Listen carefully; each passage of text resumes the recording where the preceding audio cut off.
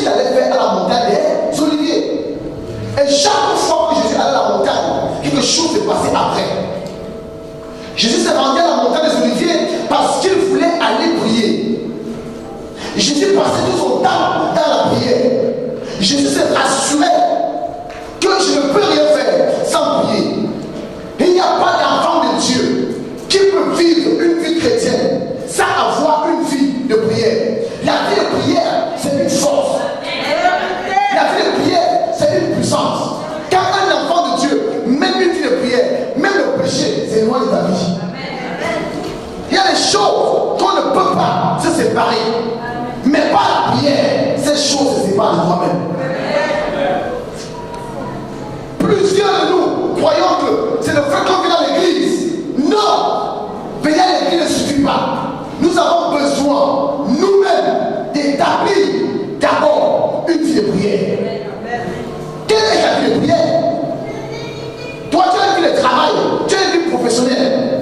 Tous les matins, tu te lèves t'habilles, tu vas au travail, tu t'assois au bureau, tu regardes ton logiciel, tu vois où tu vas travailler, c'est ta vie là-bas. Mais tu dois aussi avoir une vie spirituelle qui est ta vie de prière. Je me lève tous les matins, je m'assois, je prie. C'est ça la vie spirituelle.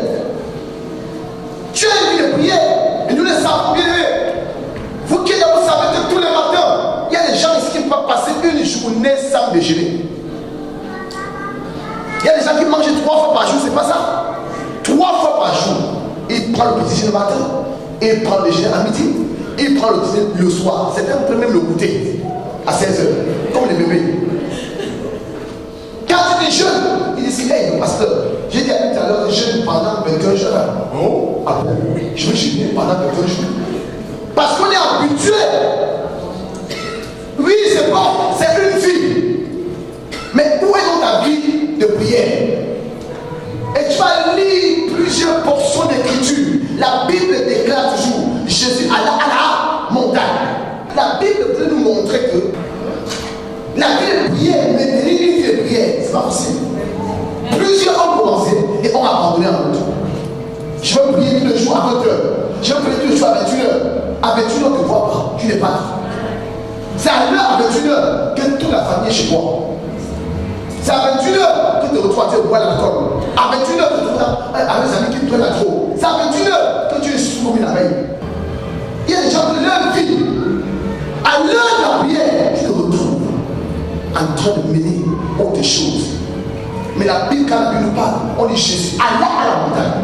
Quand le matin, il priait toute la nuit. Et quand le matin, il se rendit longtemps. Et à longtemps, les gens sont accourus vers lui assis. Et c'est là qu'il commence à les enseigner. Bien aimé, lorsque on te demande de venir prier, même faire les décisions à l'église, même venir assister, même être hôtesse, c'est un combat que nous menons. Même être hôtesse à l'église. Et chanter la chorale, c'est un combat parce que l'ennemi t'attaque même. Même faire la sécurité. Rendez-vous compte. À Saint-Étienne, rendez-vous compte que si les 2 garçons avaient trouvé la sécurité, ils allaient tuer d'abord les gars de la sécurité. Donc vous comprenez que le combat n'est pas seulement spirituel, le combat aussi physique. Mais Dieu veut nous montrer que le plus important, c'est de mettre ici. Parce que quand tu as une vie de prière, même les démons ont peur de toi. Un homme qui prie est comme, vous voyez les plaques chauffantes. Pour le démon, tu as une plaque chauffante qui devient rouge à cause de quoi? À cause de la puissance du feu. Et quand une mouche, la mouche représente tous les esprits, ne peut pas se placer sur une plaque qui chauffe. Et un enfant de Dieu devrait être comme ça. Mais je suis à la montagne. Lorsqu'il arrive à la montagne, la Bible dit qu'il y a un moment donné monté à la montagne et ils étaient 4. Jacques, Pierre et Jean. Ils sont à la montagne, la transfiguration. Pendant qu'ils étaient en train de prier, ils étaient derrière aussi prier. La Bible dit en 30 minutes, les 3 personnes étaient fatiguées. Ils étaient fatigués pourquoi? Mais parce que c'est seulement le fait de quitter du bas jusqu'en haut. Ça veut dire quoi, bien aimé? Ton travail, quand le travail c'est, il y a des gens qui bien aimé, prier c'est un problème. Mais ils peuvent finir le travail, ils dorment en boîte de nuit. Ouais, il y a des gens qui quittent le travail, ils vont directement dans la boîte de nuit. Ils dansent jusqu'au matin. Ils quittent encore là-bas, ils vont encore travailler. Moi, je connais des gens comme ça. Et ils ont dansé en boîte. Ils avaient la musique, c'est une fois. Ils portent leur nouvelle tenue. Toute la journée, ils sont écrits. Oh, c'était bien, on a dansé, on a dansé. Mais demande-les de quitter le travail. Venez directement à un vélo prière. On dit, pasteur, tu ne trouves pas qu'il faut que je dorme un peu? Est-ce que tu ne trouves pas que, pasteur, tu exagères? Tu ne trouves pas que l'homme a besoin du repos? Ça fait pas qu'on trouve des raisons. La vie de prière d'abord, mais c'est une vie intime avec mon Dieu. La vie de prière te rapproche du Seigneur. La vie de prière te rend lié à Dieu. Par la vie de prière, tu commences à rentrer dans l'intimité de Dieu. Et quand tu rentres dans l'intimité de Dieu, Dieu te parle facilement. Quand il est là, tu sens qu'il est là. Quand il n'est pas là, tu sens qu'il n'est pas là. Même la façon d'agir, on sent que cette personne-là, Dieu est. Quand Dieu parle, Dieu ne parle pas à tout le monde. Dieu parle dans la prière. Amen. Il parle aux hommes et aux femmes qui prient. Amen. Quand un homme et une femme prient, c'est une force. Suis-moi très bien. On a même peur de toi parce que tu pries. Il y a des endroits où tu as pris, les gens auront peur de toi. Les gens vont te repousser à cause du fait que tu pries. Alors la première des choses, c'est quoi? Choisis d'abord ton temps de prière. Je vais prier tous les jours à 23 heures. Les 23 heures à 22h30 sont mes heures de prière. Donc pendant ces heures, je ferme tout le téléphone. Pendant ces heures, c'est une heure où qui que ce soit arrive chez moi, j'arrête. Même si ces heures me trouvent dans ma voiture, je pouvais garer et je prie. C'est possible que ces heures me retrouvent chez moi dans la maison. Alors maintenant, choisis un endroit pour prier. C'est ce que j'ai appelé ton hôtel. Et Jésus allait prier où? À la montagne. Où est ta montagne? Ta montagne peut être ton hôtel. Ta montagne peut être dans ta voiture. Ta montagne peut être à côté de ton lit. Ta montagne peut être à côté de ton chevet de lit. Ou dans ta cuisine, je ne sais pas où. Tu peux choisir. Ça peut être tenu ta Bible à main. Il y a des gens comme ça, bien-aimés, qui n'ont pas d'endroit pour prier. Il y a des gens comme ça qui habitent chez les gens de gauche à droite, ils ne savent pas, ils prennent leur Bible, ils tiennent la main, ils disent ça c'est mon hôtel. Chaque fois que je cette Bible à me dénie, Seigneur, souviens-toi de moi, je n'ai pas un endroit où dormir, je n'ai pas un endroit où déposer ma tête. Donc c'est là que je vais prier. Qui comprend ça? Ils ne savent pas que Dieu écoute ces gens de prière. Dieu écoute ces gens de personnes. La Bible dit cet homme appelé Jacob, il n'avait pas d'endroit pour dormir. Un jour, il s'est couché, il a posé sa tête sur une pierre, il s'est mis à prier. C'était une pierre qu'il avait posée. Je ne sais pas comment ça se passe, mais j'ai réfléchi, dit, mais Seigneur, comment un homme peut poser sa tête sur la pierre? Même nous qui posons sur le cousseur, on a mal au niveau. Dieu m'a dit que, parce que cet homme était dépassé, quand tu dépasses tes problèmes bien-aimés, tu t'en fous de l'endroit où tu vas poser ta tête, tu t'en fous de l'endroit où tu vas te placer pour prier. Tu choisis, ça vient en toi. Et je ne voulais pas que ça soit ta portion, qu'il faut que tu aies des problèmes pour commencer à prier. Parce que quand tu as des problèmes pour commencer à prier, ça devient très dangereux. Il faut attendre qu'il y ait des problèmes. La Bible déclare, petits enfants, si quelqu'un parmi vous a péché, vous avez un avocat auprès du Père. Il est digne, l'avocat est digne de vous, d'intercéder pour vous.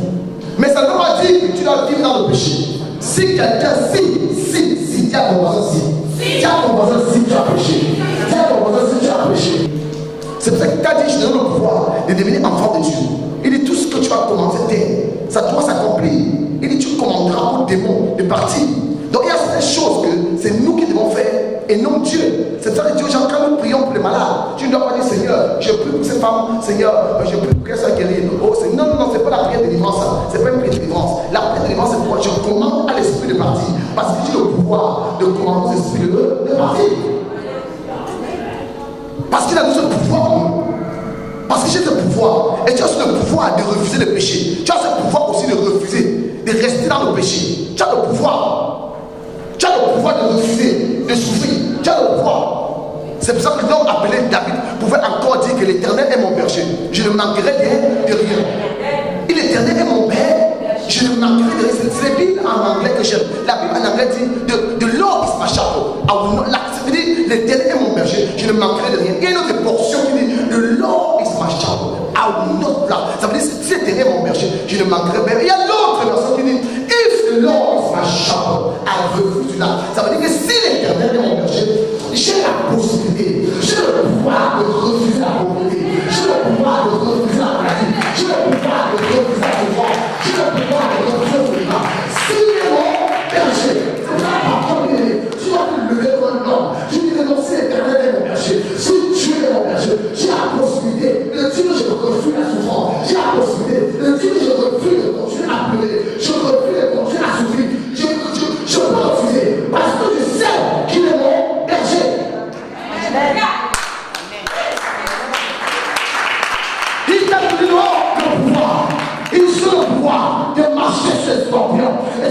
serpents. Et Dieu vient le pouvoir de lui. Les scorpions, les serpents, c'est quoi, bien aimé? Ce sont la sorcellerie dans le monde. C'est quoi, bien aimé? C'est tout ce qui se passe autour de toi. Mais si j'ai le pouvoir, ça veut dire que, bien aimé, si j'ai le pouvoir, et moi très bien, le maire le plus juif a le pouvoir de fermer certaines choses. Pour fermer, bien aimé, il n'a pas besoin d'appeler le président de la République. Il va fermer parce qu'il a eu ce pouvoir. Mais je viens de déclarer dans ta vie ce soir que l'Éternel t'a donné le pouvoir de marcher sur les scorpions et sur les serpents. Sur les stigmas, il a donné le pouvoir. Sur la pauvreté, il a donné le pouvoir. Sur la maladie, il a donné le pouvoir. Tout dépend de toi. J'ai commencé par mon message, j'ai dit comment prier, il faut avoir un hôtel de prière. Maintenant tu es dans l'hôtel de prière, maintenant tu as une vie de prière. Maintenant parmi les gens qui ont une vie de prière, il y a deux types de chrétiens. Vous allez voir les gens qui prient, mais leur vie ne change jamais. Oh, maman, papa, j'ai dit Dieu m'a dit je dois attendre. Il attend juste accompli. Non, mais parfois il faut perturber Dieu. Dis à ton voisin, il faut perturber Dieu. Mais je dis à quelqu'un que c'est les femmes, les hommes qui ont des vies compliquées, qui portent des choses compliquées dans leur ventre. On ne comprend pas ce que ça veut dire. Ce sont des femmes, des hommes qui ont des vies compliquées. Tout le monde te rejette. Tu es dans ton trou. Ce sont des personnes qui portent des choses compliquées en nous. Regarde cet homme qui était fou. On a géré ce métier pendant des années. Personne ne croyait plus en lui. Moi, on ne savait pas, cet homme était celui que tu as choisi pour évangéliser. Pour évangéliser des provinces et des provinces. Mais vous savez pourquoi on a arrivé à ce métier? C'est tout simplement parce qu'on connaissait ce qui est en lui. Donc si aujourd'hui l'ennemi te maintient captif parce qu'il sait ce qui est en toi, parce qu'il sait qu'il ne doit pas te libérer. Si tu es libéré, il sait que ta famille sera délivrée. Et pour maintenir ta famille bien aimée, on va d'abord maintenir le libérateur. C'est pour ça qu'on a arrêté Joseph. Parce qu'on savait que Joseph, c'est lui qui devait délivrer la famille. Et on a dit on ne peut pas arrêter chacun d'eux. Cherchons le libérateur de la famille. Bien aimé, je vais te dire ce soir, toi qui es assis ici, si tu es assis dans ce lieu parce que tu es le libérateur de ta famille. Il y a deux types de chrétiens. Il y a ceux-là qui sont appelés uniquement, écoute-moi très bien, à prier, à attendre. Dieu dit à quoi attendre. Même Satan, ça va prier. À part contre merci Seigneur, je dois attendre. Il y a ce qu'il attend. Oh papa, oui, comme tu as dit, je dois attendre que mon mari vienne. Je dois attendre ma santé. Tu vois, et c'est ce que Anne faisait. Maman a dit, moi j'attends. Tu vois, j'étais là-bas, l'an passé j'étais assis. Je m'ai apporté des cadeaux, j'ai donné, mais je n'ai rien fait. Je continue à attendre. On dit, mais c'est vraiment toi, je dis, non, je continue à attendre. Dieu m'a dit attendre, j'ai pris la voix de Dieu. Et alors, le prophète m'a dit, il va attendre. Que ma mission sera l'an prochain. C'est quand je vais me marier, que ma mission va venir. Je continue à attendre. Mais il y a certains qui on appelle M. Jacob. M. Jacob, c'est déjà des personnes comme nous. Nous, on refuse d'attendre. On attend avoir des bénédictions, mais nous, on va à la contre de Dieu. On va vivre des bénédictions au nom de Jésus. Tu n'attends pas, tu n'attends pas. Je prends ce que Jésus. Parce que tant que j'apprends vu, je ne peux pas prendre. Et puis voir, tu vas la présence de l'Éternel. Je dois la prière, tu dois te concentrer pour que Dieu s'ouvre des yeux spirituels. Avant que je l'ai vu, je sais que je vais ça au nom de Jésus. Alors tu n'as pas compris. Je sais que je vais ça au nom de Jésus. Pourquoi? Parce que j'ai vu ce que Dieu m'a montré. Je peux voir, peut-être que je n'ai pas bien vu, mais je sais. Parce que Dieu m'a montré. Pendant que j'avance, je vais toucher. Pendant que j'avance, je vais prendre. Parce que je sais que l'Éternel, il m'a montré. Je m'en fous des raisons pour dire. Je m'en fous de moi-même. C'est au moment même où tu approches la gloire de Dieu, que les hommes et les femmes vont commencer à m'appeler de toi. Quand les hommes vont commencer à m'appeler de toi, c'est à ce moment que tu es content. Je vais dans la joie du Seigneur. Je sais où j'y vais. Je sais où j'y vais. Je ne regarde pas les hommes. Je ne regarde pas les femmes. Je ne veux pas savoir ce qu'ils diront. Je ne veux pas savoir ce qu'ils diront. Mais la seule chose, je sais où je m'en vais. Je sais où je vais arriver. Je ne regarde pas ce qu'ils ont dit. Mais je connais ma destination. La destination. C'est bien qu'on parle mal de toi. C'est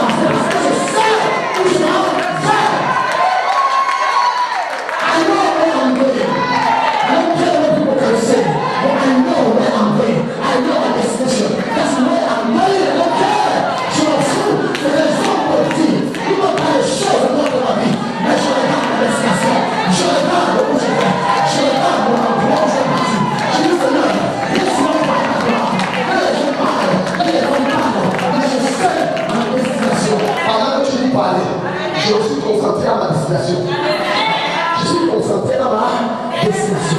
C'est pour cela que la Bible déclare, Élisée, pendant qu'il suivait, il connaissait sa destination. Élisée connaissait sa destination. Il savait que j'ai quelqu'un, que je dois avoir la double portion. Ses amis lui disent, mais Élisée, tu ne sais pas que mon père Élie, il sera en Élie aujourd'hui. Il dit, je sais où j'y vais. Alléluia. Je viens d'une femme à un homme ce matin. Lorsque les amis vont se lever pour te décourager, ils vont dire, est-ce que tu vas? Tu vas avec tes ennemis. Je connais ma destination. Je sais où je m'en vais. Je m'en fous des produits. Mais je connais, je m'en fais vivre. On peut dire que l'église va pas l'aboutir. Que l'église va l'aboutir. Mais bien, sache une chose. Quand tu connais où tu vas, oh my God, tout va avec le Seigneur. Dieu sera toujours avec toi. L'Éternel sera toujours avec toi. Parce que tu sais où tu vas. Tu ne te lâcheras jamais. L'Éternel ne te lâchera jamais. Quand de tout le son de ma voix, quel que soit l'endroit de ton roi, dans les réseaux sociaux, je vais te déclarer ce soir. Lève-toi maintenant. Tu dis, je vais dans ma destination. Je vais dans ma destination. Je vais dans ma destination. Je vais dans ma destination. Je vais dans ma destination. Je rentre dans ma destination. Je rentre dans ma destination. Quand tu l'as choisi, même tes ennemis commencent à t'aider à entrer dans ta vision.